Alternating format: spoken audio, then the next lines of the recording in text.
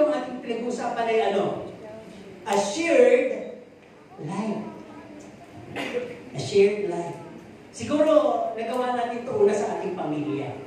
Pero pag sumikapan po natin ngayon sa ating mga kapatiran, kung hanggat maaari ay gawin po natin yung magagawa natin para tayo po ay magkaroon ng concern o maging accountable po tayo, hindi lang sa nakatabi natin, kundi sa naaabot ng mata natin.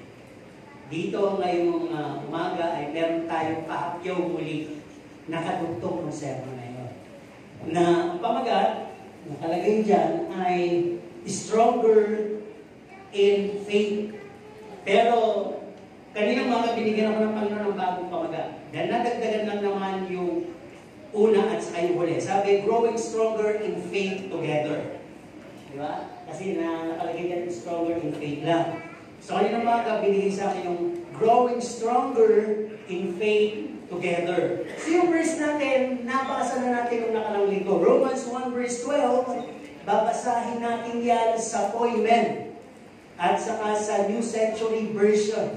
So sabi sa Poimen, ang ibig kong sabihin, upang makatulong tayo sa ikalalakas ng bawat isa sa atin sa pamagitan ng ating pananalig sa Diyos.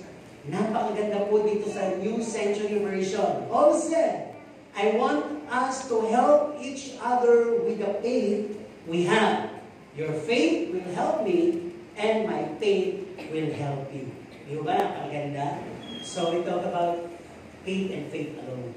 Sabi nga, faith and faith alone is the one that will please the Lord. No? Hindi yung dami natin, hindi yung dami ng naibibigay mo, hindi yung dami ng kaya mo. Kailangan masubok yung pananampalataya mo. Sapagkat yun ang bibigay ng kaluguran sa Diyos. And faith alone will bring us to impossible. Hindi mo pwedeng maranasan o tanggapin ang isang bagay na imposible kung wala ka ganap na pananampalataya. Post tayo. Sino dito ang magsasabi may faith siya? Lahat po. Siguro lahat.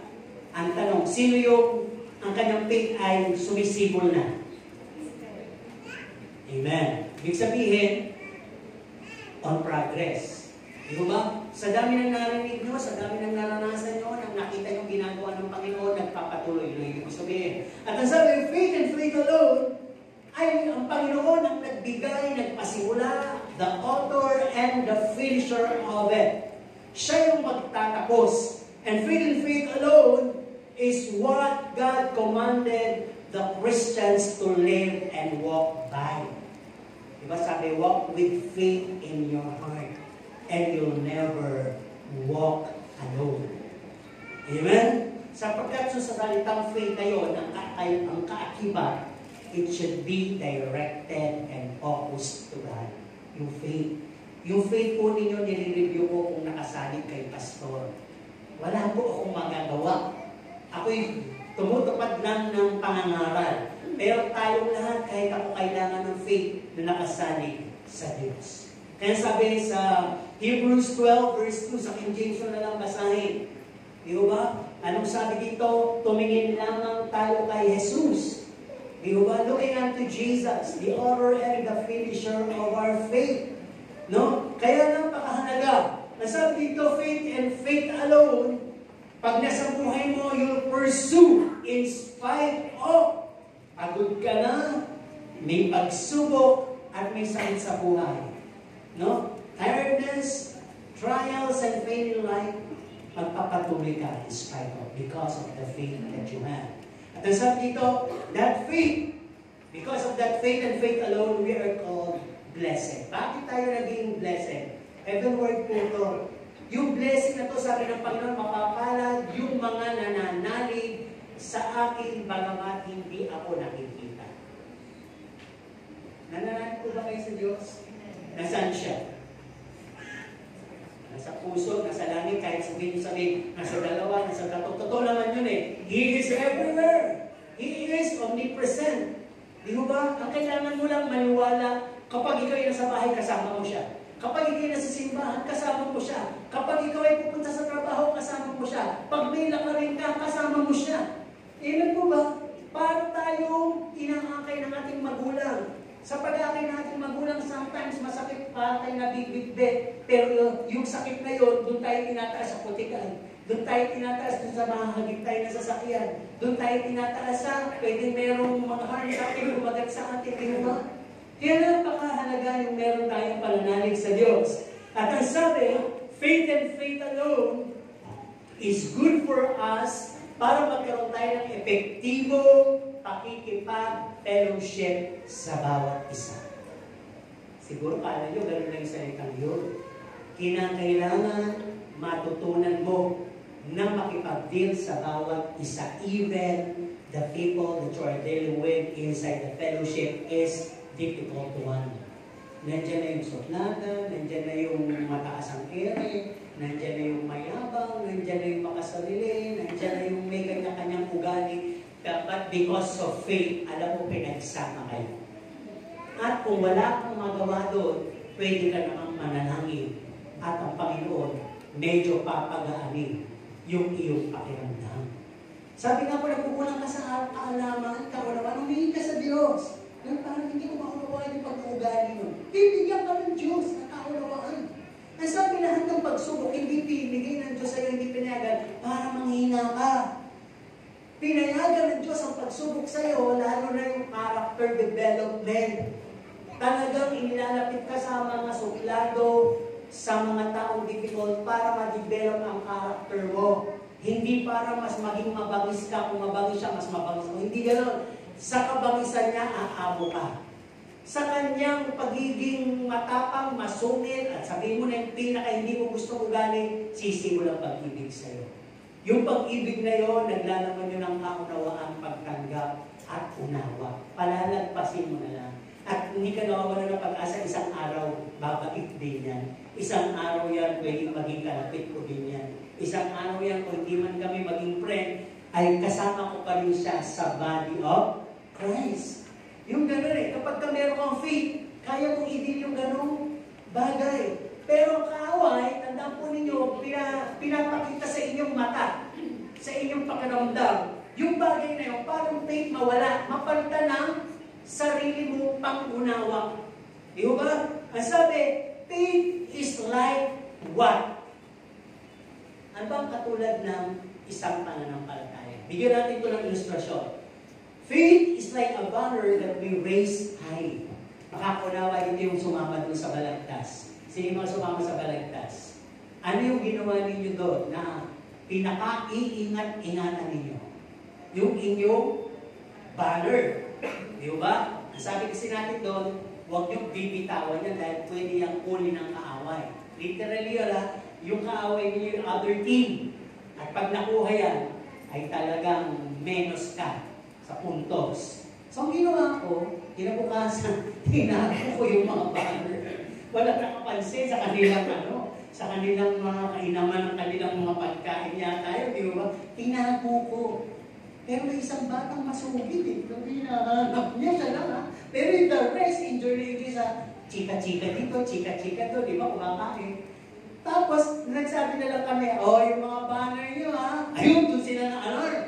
Nasa yung banner, nagtago na lang. Hinahanap nila, hindi nila nilagay sa harap ng sasakyan ko. Alam niyo ba, nung makita nila, may rep doon eh. Malapit ako sila. Pati yung rep, muntik tumumbe. Sa pakikipag-agawan nila, nakita ko, may parang mapipikon pa, hanggang pumatay. Manula, manumba, manisod, at gawin ang karahasan, mabawi lang yung kanyang banner. Yung kita niyo po, literal banner yun. No? Takot kang makuha at mawala ng puntos. Pero yung iyong banner na pananampalataya, hindi ka ba natatakot na may threat din yan? Ito po yung ibig ko sabihin. Ang sabi, the banner of faith that we raise high is our testimony. No? We claim or claiming our victory as we walk our Christian journey, so we need to guard it against the enemy. Tayo po ay tulad ng isang manlalakbay. Dala-dala natin yung pananampalataya yan. We raise it high. Parang, salamat sa Panginoon, nakilala ko siya. Salamat sa Panginoon, bagamat ako yung pagsubok. Salamat sa Panginoon, bagamat may kagipitan, may problema, nananatili ako, di niya ako pinababayaan. At yan ang mga ilan sa mga sinabi niyo, that is your banner. Di ba? Kaya kapag daladala mo yan, ang kaaway, ayaw niya maraming makaalam ng gano'n. Ayaw niya na maraming masyara ng gano'n. Ayaw niya na maraming mabalita ng magandang balita na yun. Kaya yung banner nyo, gusto niya palitan. Di ba? Gusto niya yan palitan ng ibang banner. Bakit banner of faith ang dala mo? Palitan mo yan ng banner of happiness. Temporary happiness, kaya puro ka na ng palataya. Bandang huli, mukha ka na ang palaya. Magsaya ka naman. Kalimutan mo muna yung Christian life. Ito yung mga friends, magsaya ka muna. Ito yung mga pleasure na mga lugar na pwede pumunta. Magsaya ka na muna. Linggo naman lagi ka naman nandoon. Isang linggo, wag na muna. O 2 linggo, kahit isang buong buwan, wag na muna. Magsaya ka muna. Family life muna. Happiness muna. Kailangan mo naman yan. Hindi masama. Pero pag naging kahiritian mo na, nahirati ka, nasanay ka, ayan na, napalitan yung banner. At ang sabi, pwede ko rin yung palitan ng iba pang banner kung ayaw mo ng happiness. Petty banner. Ang bigat ng banner mo, faith yan, ha? Ang hirap dali lang, faith. Petty banner. Ano yung petty? Yung maliliit na bagay, hindi mo naman napansin. Hindi ka pinapansin, magalit ka. Ganda mo eh. Diba? Hindi ka pinapansin. Hindi ka binabayaran, nagpapautang ka, uto kaya ka eh. Mga petty issue. Tingnan mo kaya sila. Nag-uusapan sa'yo, tapos sa'yo nakatingin. Ihalo, ikaw ang pinag-uusapan. Petty banner. Pagka mo kaya yan ng tinatawag na character banner, yung negative ha. Dapat ikaw medyo mapanibugbuhin. Huwag kang pumayag na 3 lang kayo magkakaibigan, tapos merong papasok, wag, matatalo ka nun. Di ba? Huwag kayang pumayag na hindi ka nagagalit. Dahil kayo ni Bonifacio, dapat matapang ka. No, kapapakanti. At, naku, maawa ka sa sarili mo, walang pumapansin sa'yo. Losya ka na, lolo ka na. Kawawa ka na, hindi ka na nagagamit sa church. Tingnan mo yun, pansinin mo lahat ng hindi maganda, nakakatisog dyan sa church na sapagkat marami dyan nagtutulog, nagbabakulgang, nagse-cellphone, labas-pasok, marami dyan kumakain ng lihim. At marami dyan inip na inip. Ayan na. Palitan natin yan iyong banner ng pride. Hindi mo ba? Palitan natin yan ng negative character banner. At madadaig mo pa yung mga sila Inday Badiday, sila Christy Permi. Madadaig mo yan. Di ba? Ikaw na ang magdadala ng issue sa church. At kumbaga, ikaw ang newscaster sa church na yan. Ayan na. Pinalitan niyo yung banner nyo.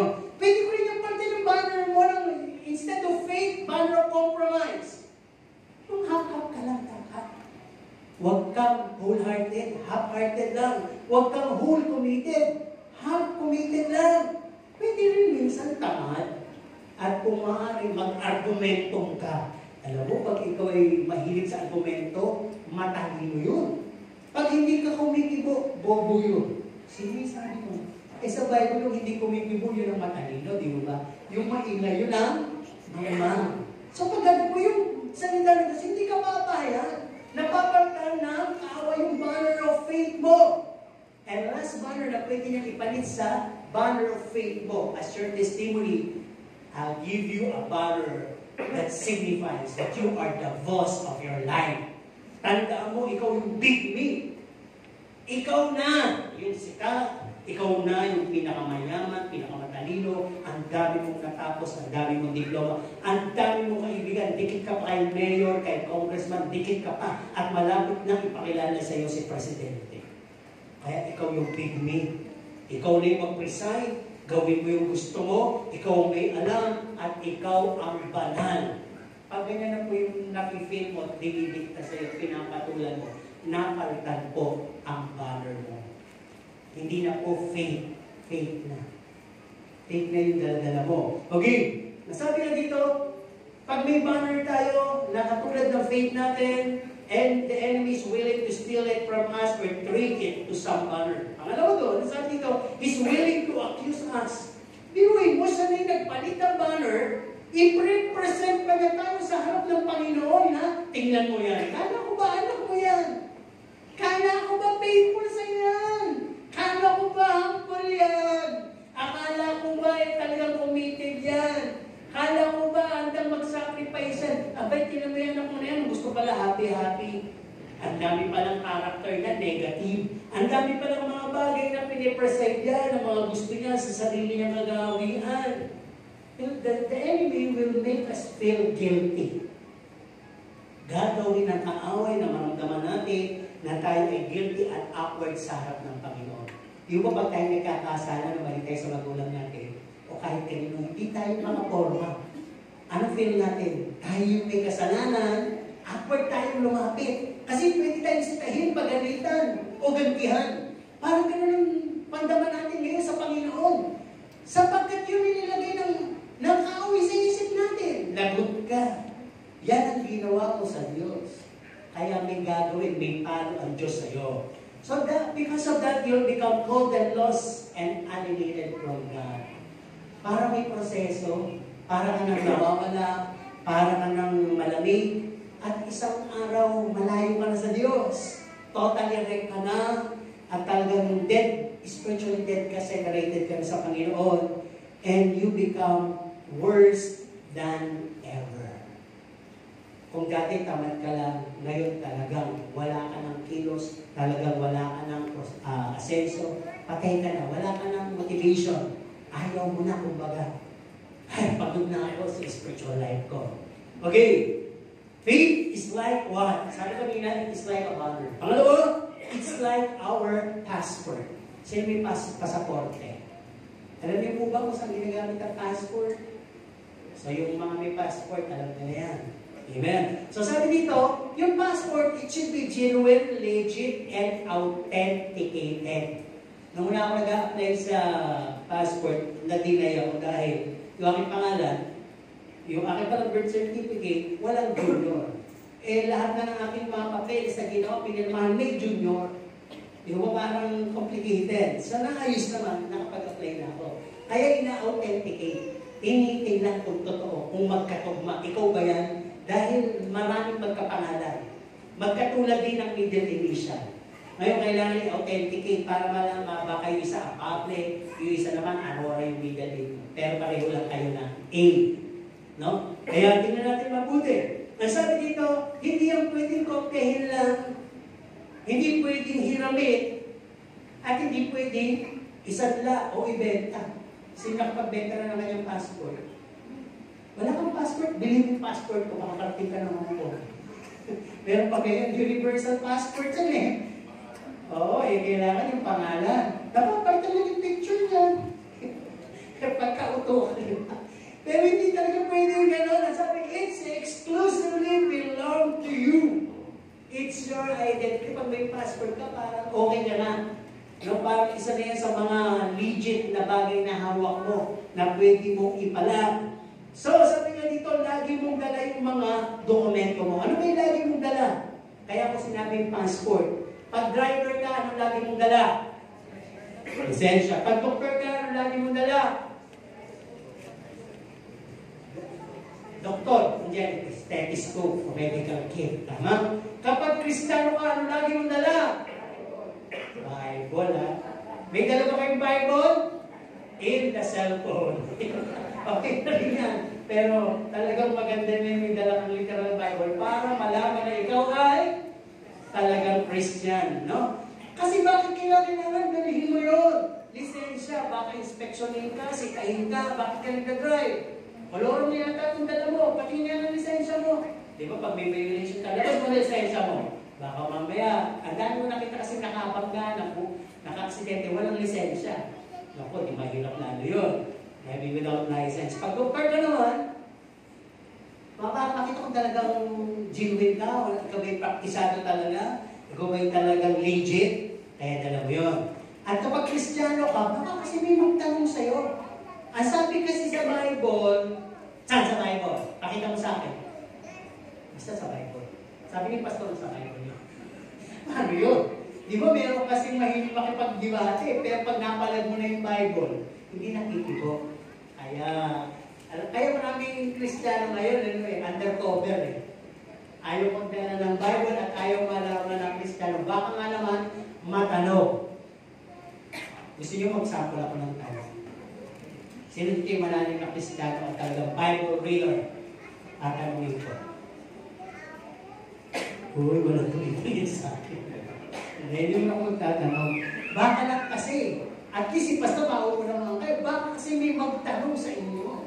Di ba? Okay. Our passport, sabi nga, it's like our passport. No one can enter heaven without a faith. Paano ka pupunta doon kung hindi ka nananalig sa Diyos? At hindi ka nananalig na may langit? Yung ba itong logic? How can a faithless person, believer, be urged? O paano mo mapipilit, maitutulak ang isang walang pananampalatayang tao na magdasal, mag-aral ng salita ng Diyos, umatid, dumalo ng fellowship, mag-participate sa paglago ng katawan ni Kristo, manganluwa, at saka ma-enjoy yung life challenges. Walang faith. Hindi niya abot yun. Hindi niya makakaya yun. Kaya ang tawag doon, it will all be losses and failures. Parang kanyang buhay ay dala ng tadhana, magpaulan ng Diyos. Mula. Magparaw ang Diyos, bilad ng palay. Magpangin ng Diyos, pahinga muna. Di ba? Magpakain ng Diyos, kakain naman lahat. Ayude. Pero yung exclusive blessing that is in store for you, kung may faith ka, iba pa rin po yun. Amen po ba? Kayo na sa inyo kung nanarinig, hindi na puputol ang face niyo, dumadating na ang blessing ng Panginoon. Amen? Kaya sabi din dito, it's like our passport, at sabi nga dito, pinag-uusapan natin yung faith. Kung wala ang faith, paano ang grace ay ma-ushered sa iyo ng Panginoon? Kung wala ang faith. Naniniwala ba kayo? Tayo na ang kaligtasan natin, it's all because of grace. Amen? Hindi po binasihan ng Panginoon kung mayaman ka. Hindi binasihan ng Panginoon yung itsura mo, yung lahi mo, pinagalitan mo. Hindi binasihan ng Panginoon yung galing mo. At lalong hindi binasihan ng Panginoon yung kakayanan mo, yung mabubuti mong ginagawa. Hindi po. Ang binasihan ng Panginoon, yung pagmamahal niya, maging sino naman. Yun ang grace. Kaya kung dahil tinanggap mo siya, yung grace, lalakad na sa iyo. Ipapakita niya. Ano yun? Ang sabi dito, ang grace is unmerited favor. Yung merit, demerit, narinig natin ko sa ROTC. Iyo ba? Yung mga nagtitraining lang na para bang military sa school. Pag sinabing demerit, minus points. Pag sinabing merit, plus points. Kaya pag sinabing unmerited favor, wala kang ginawa na mabuti, pero kasama ka sa bibigyan ng Diyos ng biyaya. Parang kahit nasawain ka, kahit na napakasama mo, entitled ka pa rin para sa mabuting balita at kaligtasan ng Panginoon. Tanggapin mo lang. Parang gano'n, no? Eh sabi nga po dito, nagsimula ang biyaya na tanggapin natin si Jesus. Nabigay ang kaligtasan. Sa kaligtasan ng kapaloob at tinatawag na package blessing of provisions and protection. Katulad ng patotoo. Kung sabi dito, dahil sa biyaya, kasama yung filling of the Holy Spirit, kasama na rin yung pagbibigay ng banal na pagkatakot sa Diyos, susundan na ng kaalaman at kaunawaan. That is grace. Ano ba? At dahil may grace, na-i-enrich ka ngayon ng salita ng Diyos. Hindi lang salita yung pastor sa harap mo. Hindi lang maingay yung radyo mo na katsumiin maghapon sa DCLS. Hindi lang sa dami ng librong binili mo sa PCBS. Kundi lahat ng mga narinig mo, nabasa mo, binabasa mo, pinag-aaralan mo, nagiging richness sa buhay mo bilang spiritual bro. Kaya kalahit dito, sabi sa Romans 10:17, faith comes from hearing and hearing the Word of God. Kahit sino pa yan. Sa pinakamagaling na theologian, sa pinaka-anointed na preacher, sa pinaka-aba at bubulol-bulol na naghahayag ng salita ng Diyos, ang nakalapit po doon, kapangyarihan ng Di ba? Grace, grace, grace. At dahil din sa grace, sasabi dito, understanding. Napakalaki po pala ng bagay na word na understanding. Tatanungin ko kayo, sino dito ang may malawak na pang-unawa? Dito sa group na to, taasan yung mamay. Ano po, para yung mga may unawa, hindi nakapasa yun. Yung mga hindi, pag-prepare mamaya. Ano po? Bakit na tayo? Okay, sa group na to, sino yung malawak na pang-unawa? Pagka malawak, taas yung mabuti, pag medyo lang, hapla, pag wala, baba lang, okay ha? Survey tayo, services! Sa group na to, sino may malawak na pananampalataya? Dito. Dito. Dito. Dito. O, sige, wala na tayo pag-uusapan. Malawak naman po pala, nauunawaan niyo na yun. Ano po ba? Pag sinabing malawak na pananampalataya, matagal yata ang sermon, nauunawaan ko yun. Hindi makulit, tayo lang tayo doon sa harapan ko. Pasok labas, nauunawaan ko na yun. Di ba? Pag yung katabi mo natutulog, ginigising mo na palagi, ayaw pa rin. Nauunawaan ko na yun. Yun ang malawak na pananampalataya. O may meeting mamaya mga leaders ha, totoo itong announcement na to. Kung leader ka, nauunawaan ko na yun. Di ba? Yun ang din malawak na pananampalataya. May nagkamali.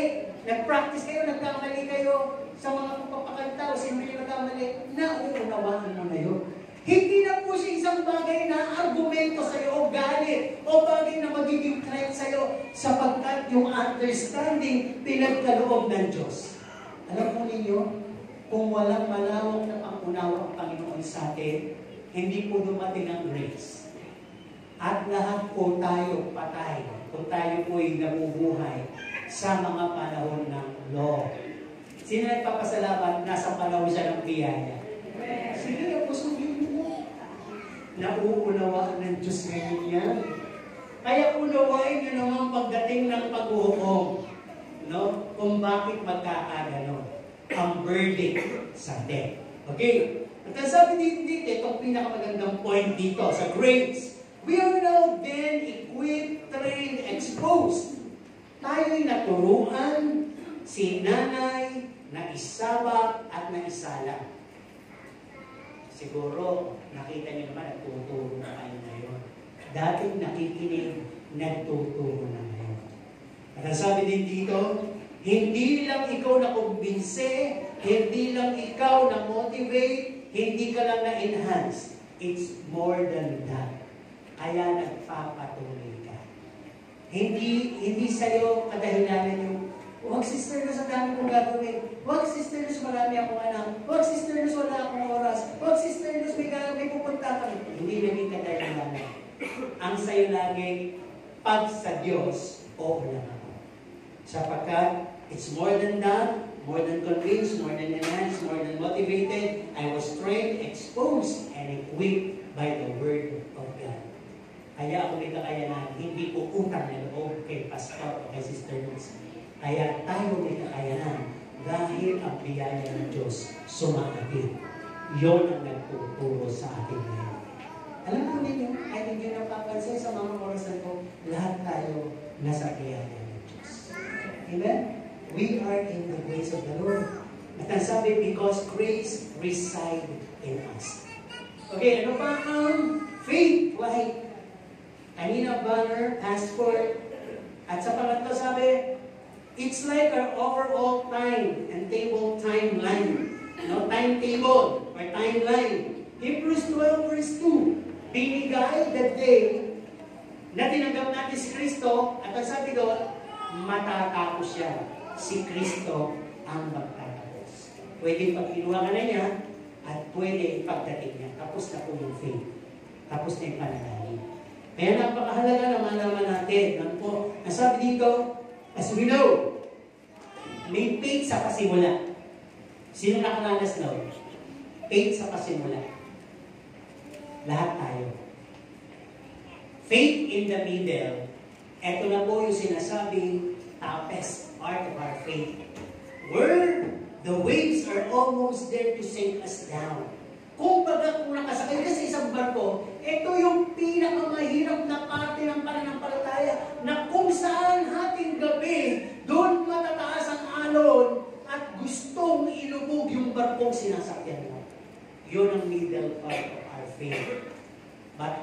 ngayon, kung may first, middle, may last part ang faith. Hindi pa tapos si Jesus sa inyo. Hindi pa tapos si Jesus sa atin. Aabutin natin yung last part. At yung last part na yun, ang sabi doon, we're gonna be pushed and continue till we reach the end part of our faith. Masasabi mo ngayon, faith is the victory. Amen? Siguro sasabihin ng Diyos sa'yo, pagdating mo sa taas, well done, my faithful servant. Hindi naman po sinabing faithful pastor, faithful song leader, faithful giver, faithful lover, faithful soul winner. Sasabihin naman ng Panginoon, faithful servant. Kung lahat yung ginawa natin, mataas man sa tingin ng iba yung titulo natin para yung pastor, you must do it servantly approach. Ganon din yung kung nagbibigay ka, kaya masabi, hindi kailangan panangkalwa. Kasi hindi natin pinakailangan urge na tayo the best, tayo yung pinakamalaking giver, tayo yung pinakapagaling magsalita. No. It's a bad deal. Kailangan lang lahat ay down to earth tayo. Nagpapakuna. Amen? Kaya sabi po dito, pag na-overcome po yung mundo, kahit sa Revelation sinasabi, to those who overcome the world, yun lang yung mag-i-inherit ng heaven. Yun lang yung magsusuot ng garment of white. Yung garment of white, kailan isusuot yun? Sinong may clue? Yung garment of white, yung uncorruptible robe, kailan may isusuot yun? By the time of rapture. Pag nag-rapture ngayon, ibibigis na agad sa iyo yung white garment na yun. Kaya, halimbawa, lahat ng suot ninyo ngayon, yung kwintas, salamin, singsing, susi, kung kasama ka, hubad lahat yan. Mapapalitan niya ng heavenly robe of righteousness. Di ba? Napakaganda. Kaya pag itignan po natin, to those who overcome, we can say, faith is my victory. May victory ako. Napagtagumpayan ko. At ang sabi dito, always have faith in God. No? Sapagkat, ang Diyos ang nagdala sa atin dito. Pumagso ka, halika ka anak. Pasok ka dyan sa maze. Ang bibigyan ko lang sa'yo, faith na. Manalig ka, makakarating ka sa labas. Di ba, siyempre, pag maze puzzle yan. Pagpasok mo mataas, di ba, di ko nasa overview kay nasa loob ka mismo. Ang sabi ng Panginoon, testing yan.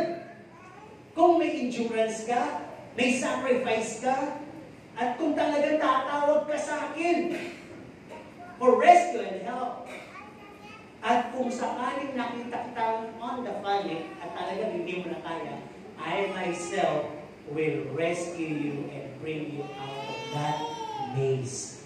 Kung sakaling pagod ka na, anak, takot ka na, lito ka na, natatalanta ka na, manalig ka. Akong nagpasok sa iyo dyan, akong pumayag sa mga sitwasyon sa buhay mo para subukin ka, huwag kang matakot, ako din ang maglalabas sa iyo dyan. Di ba lang ang ganda ng pangako ng Panginoon? Kung bagas ako na kumukuha ka ng exam,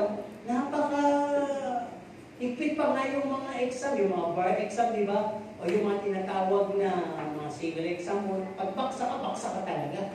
Pero itong illustration, para bang below 74 ka. Pero sabi ng Panginoon, okay, pasado ka. Hindi na binigyan ng rate. Basta sinabi ng Panginoon, pasado ka. Ako wala pa kanina ko sa mga. Dahil na yung geometry, hindi ko talaga maintindihan yan.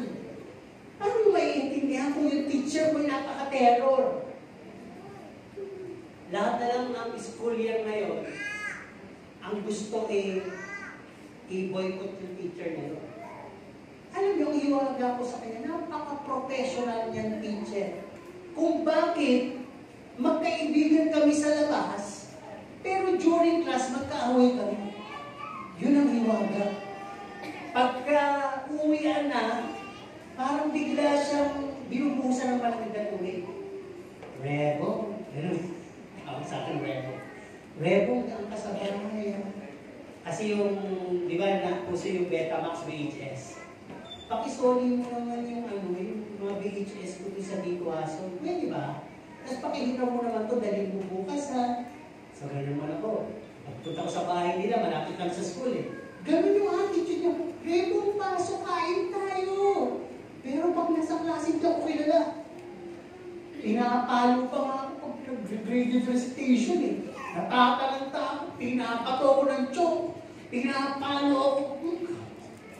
Minsan gusto ko lang sabihin, ano nito, ang yabang. Pag nagpapasoli, nag-uutos ang bait. Pero pag nandito sa school, hindi ako kilala. At nakuloko pang mag-cutting class at sobrang nervous sa kanya. Alam niyo po ba ang klase niya? Up to 45, di ba? Pag Friday. Minsan, 15 lang yung pumapasok eh. Kaya ang daming, may mga back, bawa, fourth year ka na, may back, study, back lesson ka, di ba? May back subject ka dahil binagsak. Alam mo niyo, hindi mo ako binagsak. Sabi niya, dahil sa ginawa mo, dapat ka lang ipasa. Pero tatanungin kita, deserve mo bang pumasa? Kasi yung mga huling buwan, hindi na talaga ako pumasok eh. Pero pag nakita ko, kung gano'n ka sa bahay, ba't hindi ka na pumapasok? Natatakot ka ba sa akin? Bakit? Gusto ko lang punta doon, umuwi na maaga. Kasi last na siya eh. Last na subject. Natatakot ka eh. Talagang gano'n yung lambi. Pero pag klase na, at nakita ka niyang kung tunga-tunga ka dyan, may mga accusations siya. Hoy! Ikaw Doronila. Ikaw Doronila, mayaman yun. Nakakang ginawa, hindi mag-manicure dito sa loob. O ako na may magulang mo ha. Naghihirap, kumakayot. Ikaw naman, kasi ginagit kita mo. Manicure. Talagang mamumutla ka. Hihiyain ka talaga na sa klase. At talagang maraming inis sa kanya. Pero pag sinusubong naman siya sa guidance, mabait yun si Miss Mejia. Pag suliran kasi yung pinidun, mabait yun si ma'am. Lambingin nyo lang. Minsan yung pag nainis na, tuloy na! Hala kayo sa buhay na. Sa kayo na. Aalis na yun, walang pakialam. Yun yung ugali. Talagang maiinis ka. Pero pag katapos na yung subject, Rebong, punta ka naman sa bahay. Niutos ako sa'yo. Parang nakakaloko din. Pabalik tayo dito. Ang sabi nga dito, let us have faith in God who bring us in and He'll gonna bring us out. Okay, sabi ko, what is faith like? Pang-apat. Faith is like a label. A seal, identity, and life. Sino dito yung bumibili sa ukay? Di ba sa ukay, pag nakita mo yung sikat na label, ang ba, uy, ito, minsan may nakikita ko mga, uy, Uniqlo yan. Para kahit ayaw mo, Uniqlo yan eh. Mahal kaya sa Uniqlo. Pinakamura na doon eh, at least 350, hindi pa maganda, panloob lang. Kapaya pag medyo t-shirt na, nasa 700 na. Short, nasa, ganun din, 900, 1.5. Pantalo, nasa 2,000. Parang ganun kamahal, di ba? Kaya pa, sa ukay, makuha mo 50, mga Uniqlo. Di ba? Kaya pagka may label, alam mo, last. Kaya minsan yung may nagpapatanggal ka ng label ng t-shirt, yung long binayaran ito, pinatatanggal ito. Ang kating! Di ba? So sabi may label, alam bisitan kung sino yung mga unique children of God. Alam niyo, unique lang. Unique children of God. Yung mga unique dito, alam mo na at yun ang gusto niyang piliin para isuot sa kanya at maging katulad niya. Kaya, yung mga nagsiseryoso sa Panginoon, keep on! Be alert. Gusto tayong kunin. Pero yung mga laylo, no worry. Worry free. Hindi kayo kukunin. Kasi sabi ni Satan, akin na yan, ihintay mo na lang mag-bargain yan. Saka ako papakiwin. Di ba? Tingnan natin mabuti. Label, seal, identity, and life. Yan, sabi dito, a Christian must have and must always be applying faith. Ang faith po ba saan lang ina-apply? Church, house, workplace, events, venue, etc. O sa lahat ng yun. Okay, to wait kami. Hindi naman, di ba? Or should I say, all of the above? Ang faith kasi identity. Kung may label yung t-shirt mo, hindi mo tinanggal, kahit saan ka pumunta. At ang ganda ng t-shirt mo, tingnan mo. Diba? Gusto mo ipakita eh. Parang, ang sayaw mo. Oo, tanga, wala nga akong pera. Ang sayaw mo eh. Yun ang label. Nagtalo kayong mag-asawa. Ang mukha mo, hindi mo kang tunay. Maganda pa rin. Tunay na fresh ka. Hindi bakas na nag-aaway kayo. Hindi bakas na meron kang suliranin. 3 araw ka lang palang hindi kumakain. Mukha ka pang sexy. Siyempre, wala ka kumakain. Kaya nga doon nakikita, may faith ka talaga. Kaya nasabi dito, as iron, sharpen another iron. Napakalaga po ng faith. Ito na yung ating pag-uusapan.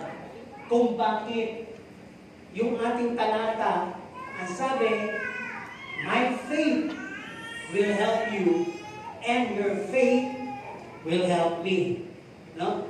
Pero bago yun, may gusto akong kantayin sa inyo. Gusto ko itong kantang ito. Pinakata ko lang sa anak ko eh. Pwede mo ba tingnan ninyo yung katabi?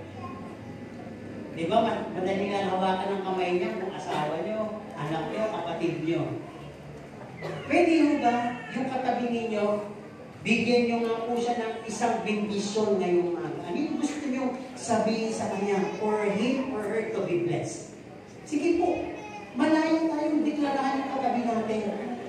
Sabihin niyo, nawa, pagpalain ka ng Panginoon, ngayon at sa mga darating na buhay mo. Sige po, sabihin niyo, pagkatiwalaan kayo ng Panginoon, huwag naman yung sana makapag-asawa ka na. Yung tatlong blessing, speak blessing. Kaya na naman, ng chismisa, sabi ko, speak blessing. Hindi mo na kinakailangan sabihin lahat na tinanggap niyo. Hindi mo yun. Tungkol po sa kapwa niyo. Ito yung lagi kong kinakantang kanta bilang pastor niyo. Hamon ito sa inyo. At sa bawat isa sa atin.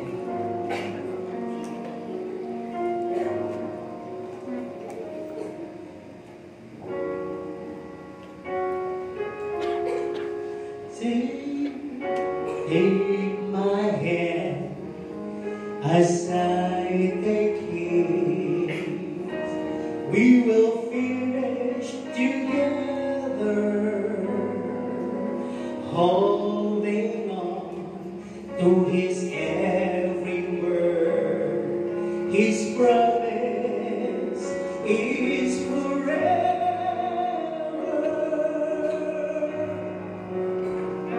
So when you are tired and empty, when you get running longer, oh, he'll bring you to the finish, 'cause his love is stronger. So when we are tired and empty, when we can run any longer, oh, he'll take us to the finish, 'cause his love is stronger.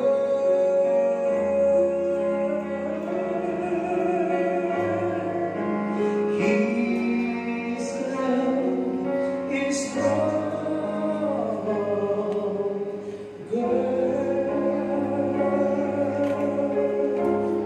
Diba napakaganda? Yung pag-ibig ng Diyos binigay sa atin. Kung di mo kaya, tutulungan kita. Kung di ko kaya, tulungan mo. Magtulungan tayo. Kaya napakalaga po na may faith tayo sa ating Panginoon. Sabi kasi, hindi mo lang yung gagamitin sa sarili mo. Maitutulong mo sa iba nung may faith ka. Sabi kasi dito, if we are both strengthened, we can maintain and be a help to energize others. Alam po ba ninyo, hindi sukatan sa church yung marami. Maraming nakaupo. Ang pinag-uusapan kung maraming nakaupo na malakas. Yung mo, tingnan nyo, kasi baka ilan dyan may problema ang pinagdadaanan. Yung ilan dyan, meron na palang mga bagay na hindi mawari, may awkwardness, may nakaka-feel ng tinatawag na parang isolated sila, o nakaka-feel sila ng tinatawag na parang sa church na to, may kanya-kanya lang na magkaka-feathers, magkakabaro. Yung kasi yung binibigay ng kaaway ng mga thinking, ng mga feelings. Pero sabi, pag may faith tayo, pare-pareho na malakas, ma-achieve natin, mararamdaman natin yung need ng body of Christ. Don't overcharge it only to the pastors and the pastor's wife. Lahat po tayo may papel dito. Bilang po namin papel yan. Kung alam nyo lang kung paano namin kayo pinag-pray. Kung paano na parang na lang sa amin minsan yung oras, yung panahon, yung prayer. Meron din kami pamilyang malaki. Pero pinapasali pa rin ang Panginoon kayo para ipanalangin. Because of the faith we have, ginagawa namin. And we hope that you also have faith sa pastor, makatulong kayo. Sa kapwa natin dito, makatulong tayo. Ang sabi dito, one must always have a reserved strength from God in natin faith. Because sometimes a co-believer or Christian will be experiencing loneliness and total wreck. Hindi natin alam, baka bukas merong haraping problema ang kahit sino sa atin na nakakabigat at maging sanhi ng total wreck. Pwedeng ikahina niya, ikawala niya ng pananampalataya. Sino na lang ang salbabida? Pwede iit siya sa kanya para hindi siya tuluyang manunod. Tayo po yun. Amen po ba? Eh sabi dito, by then we can help or vice versa. Pwede baka tayo yun. Yung makaka-encounter ng mga bagay na hindi natin gusto. Aba kahit simpleng member yan, hindi lang si pastor. It could be a great help and rescue ang may faith. Di ba? Ang sabi dito, we cannot just be contented, be confident, and not mindful of others' sinking faith. Wala akong pakialam, basta ako. Sa Diyos ako nakatingin. Kanya-kanya kaligtasan yan. Alisin mo yung ganung mindset. Alam po ninyo, pagka isa, di ba yung sakit ng kalintingan, daman ng buong katawan, yung nai-ingro na. Nakuha ninyo ibig ko sabihin. Yung magkaroon ka lang nung nagbabalat ka dito, masakit na yun, di ba? Laso, masakit na yun. Nagdadamdam na yung buong katawan. Dapat gano'n, maramdaman ng lahat. So, hindi lagi yung kamay ang aabot doon. Minsan naglalaso ka, di ba yung kamay? Minsan hindi yung kamay, yung dila. Pero yung pa, hindi pwede. Gusto nyo pa nung pa tumulong. Hindi pwede. Ibig sabihin, hindi sa lahat ng pagkakataon, baka may inaasahan ka. Sino bang pwedeng pumangot ng likod mo kung sakasakali? Yung paa ba o yung kamay? Hindi ako itong kamay. Paa? May magagawa ba yung paa? Ayun. May magagawa yung paa. Lalakad, aatras siya papunta sa isang pader na magaspang. Paano kung ganit yung paa sa likod? Hanap siya na may pakok. Hindi mo magagawin yan, di ba? Dahil mararamdaman din niya yung sakit. Di ba? At pag nasaktan nyo, sigurado maalis yung paa. Kasi nasaktan yung likod eh. May coordination. Pero ito ibig sabihin dito, may illustration. Halimbawa, nakasakay tayo sa isang malaking barko. Hindi ko yan sa barko. No? Sino dito yung, halimbawa lang, manangarap. Sino dito yung gusto doon sa finest, premium, class na room, taas ang kamay? Lahat. Sino yung gusto na titipid sa economy? Basta ako gusto ko isimon yan dati. Sa totoo lang, wala palang pambayo. Doon na ako sa labas, appreciate ko yung alon. Di ba? Di mo ba pare-pareho tayo nasa barko? Yung lang ibig sabihin ko, pag may faith. Pag yung barko na butas, kahit nandun ka pa sa premium, paring tali, wala kang defense. Unti-unting lulubog yan. Nasa economy ka man, o nandun ka sa first class, cabin, aabutin ka ng tubig. Yun ang ibig ko sabihin. Pagka may faith ka, at may sinking life siya o trouble sa buhay, hindi ka handa, lumapit sa'yo. Eh, paano yung faith mo? Eh, mababaw lang din. Di mo ba, hindi natin ko-confide sa atin, amin natin, di natin, pag malakas tayo, apektado tayo eh.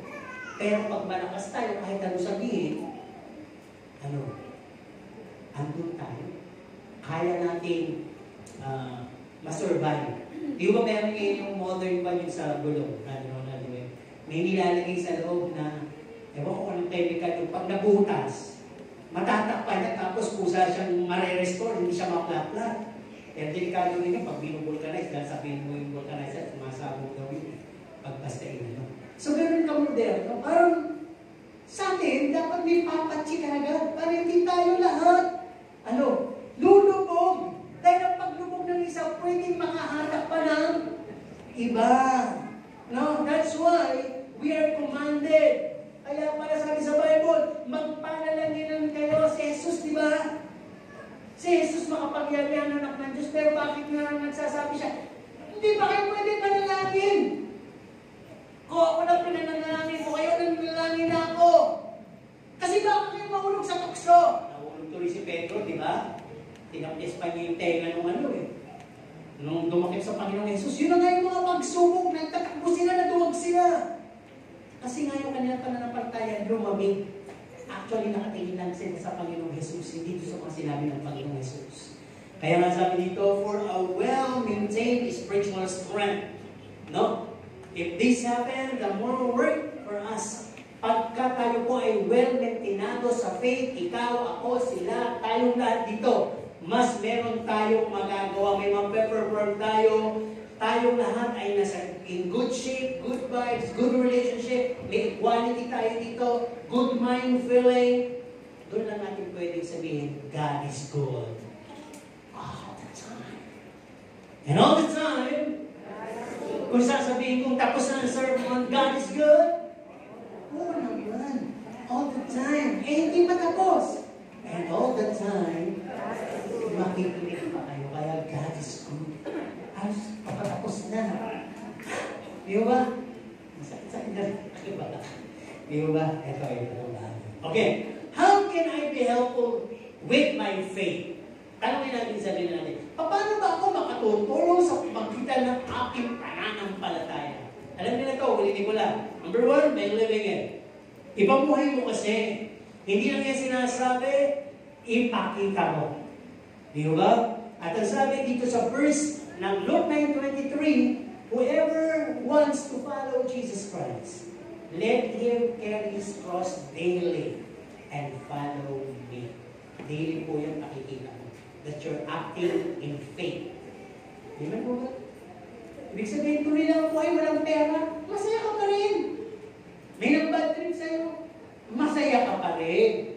Di ba? Wala masyadong pagkain, masaya ka pa rin. Dahil hindi naman laging ganun eh. Amen po ba? Malay mo yung isang araw na yun, kaya pala iniiwas ka doon. Pwede kang mabulunan, pwede kang atakihin, pwede kang mapasama, o pwede hindi para sa iyo. Just have faith in the process. Malawa, how can I be helpful with my faith? By showing it. Kanina iba yung living. Pag sinabing living, araw-araw meron kayo. Pag sinabing showing, people around you, binabasa ka. Alam nila, Christian ka. Kaya, papahawakan mo ang iyong pamumuhay, pagkilos, at pananalita. Lalo na yung social media.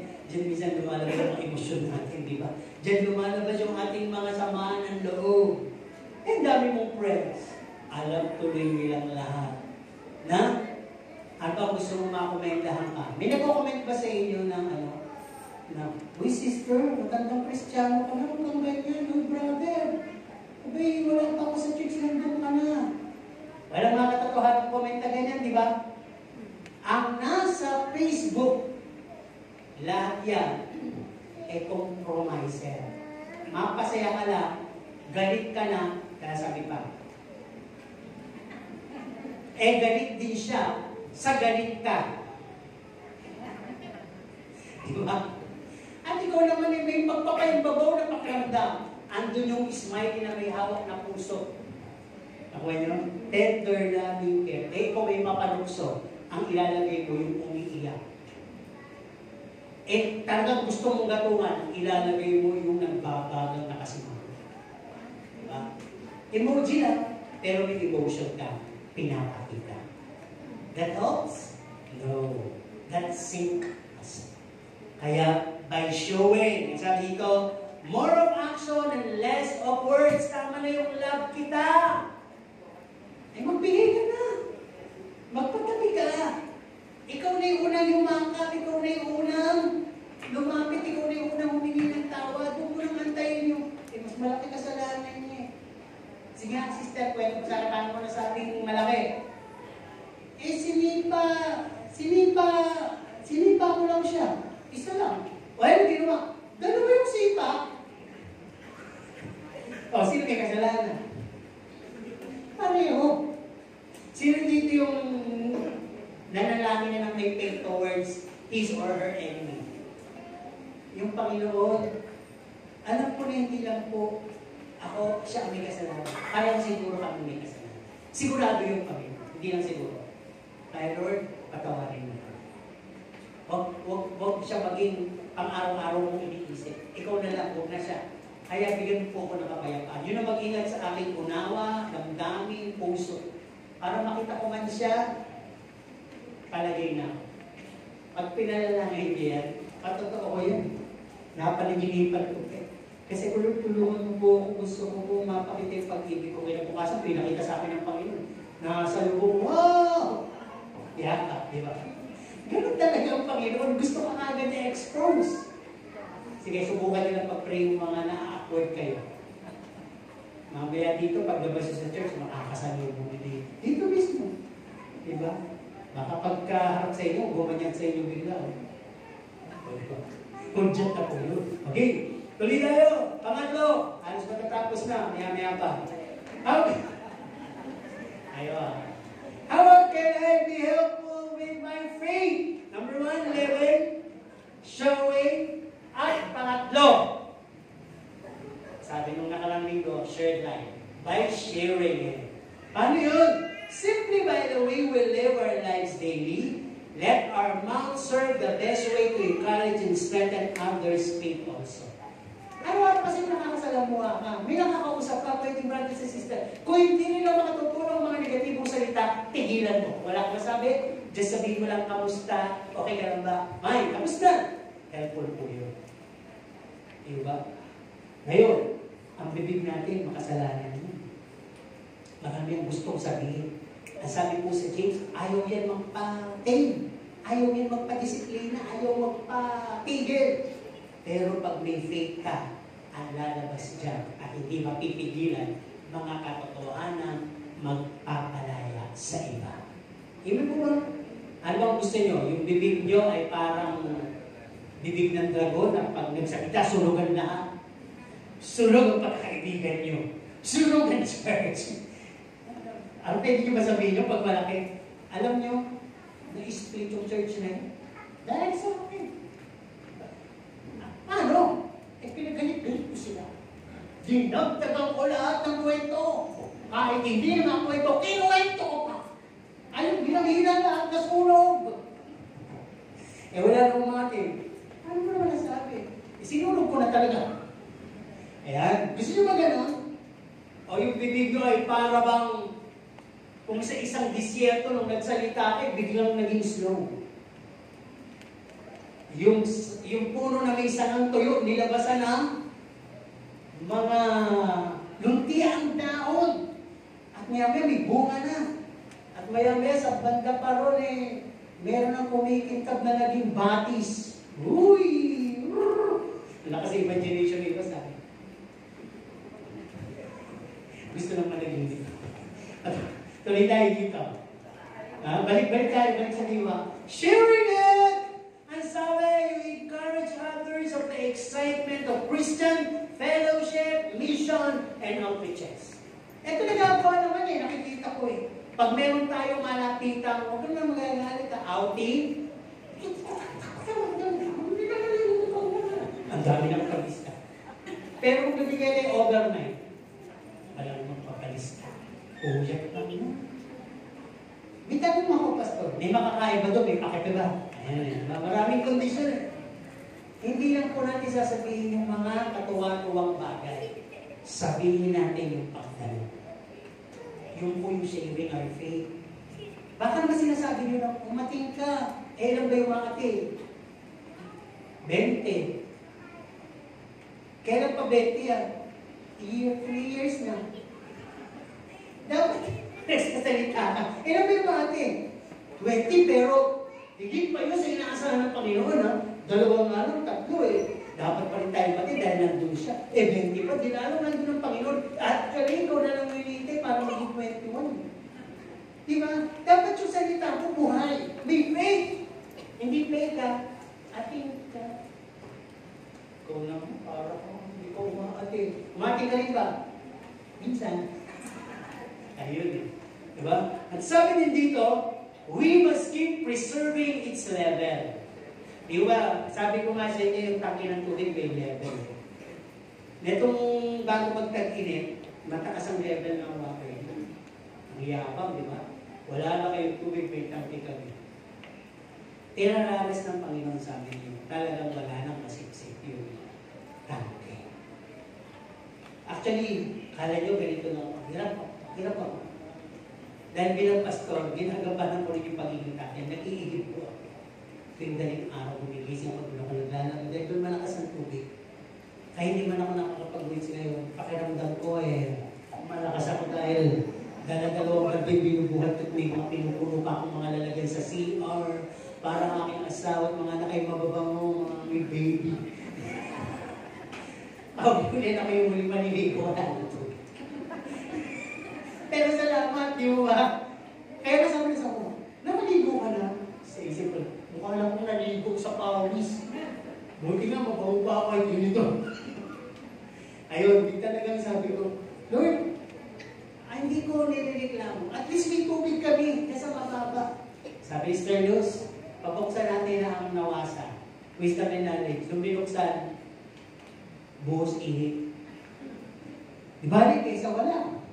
Salamat sa Panginoon, may kapatid tayo nagmalasakit. Pagka natin yan, ang tubo medyo malaki. Ngayon parang 4 na yung umiihi. Isa lang yung umiihi bata eh. Ngayon parang 4 na naman tayo umiihi. Nabusog sa tubig. Nawali yung lakas, malakas na. Yun nga lang. Eh, di pa rin mawawala yung igib. Diyan lang yung tubig. Sabi naman, magpalagay ka na ng hose hanggang probeta. Naku, gastos pa yun. Diba? Buhatin na lang natin, exercise pa yun. Ang faith ko, di bali nga, basta may magagawa. May panligo, may panluto, may panlaba, may pangdilig, may panglahat. Yun ang faith. Kaya hindi ka susuko. Tama po ba? Mag-appreciate lang tayo. Share natin yung faith. Huwag natin pag-usapan yung nakakahina. Huwag natin murahin yung Gapan Water District. Huwag natin isumbat yung nagbabayad tayo. Bakit? Muulan ba? Muulan ba?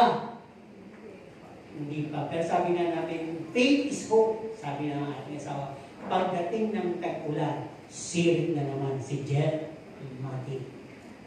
Isirit na naman siya, kaya tumabi-tabi kayo, baka kayo daw masiritan. Tumalsi kayo sa lakas ng Jet Mati. Kasi may tubig na ulit. Parang Holy Spirit yan. O faith yan. Pag meron ka, malakas ang dating mo. Tama mo ba? Dumadating ka pa lang, lumalakas na yung nanghihina. Alam mo pag may faith ka, nakakita ka ng, halimbawa nakakita ko ng may faith na tao, malakas, at ako'y nakaganito, inaano ko. Diba ganyan ka? Kasi alam mo malakas siya sa faith eh. Pero kung ang dadating ay aantok-antok, ganyan ang antok-antok. Kapalinis ako. Pareho na kayo. Bagsak! Tama mo ba? Kaya ko kayo tatanungin, ano bang gusto niyo mga kasama sa katawan ni Kristo? Malalakas o mahihina? Kumain? O, sabi ko kasi yun, tama-tama na. Malalakas ang faith. Gano'n na. Ano bang gusto niyo makasama sa body of Christ?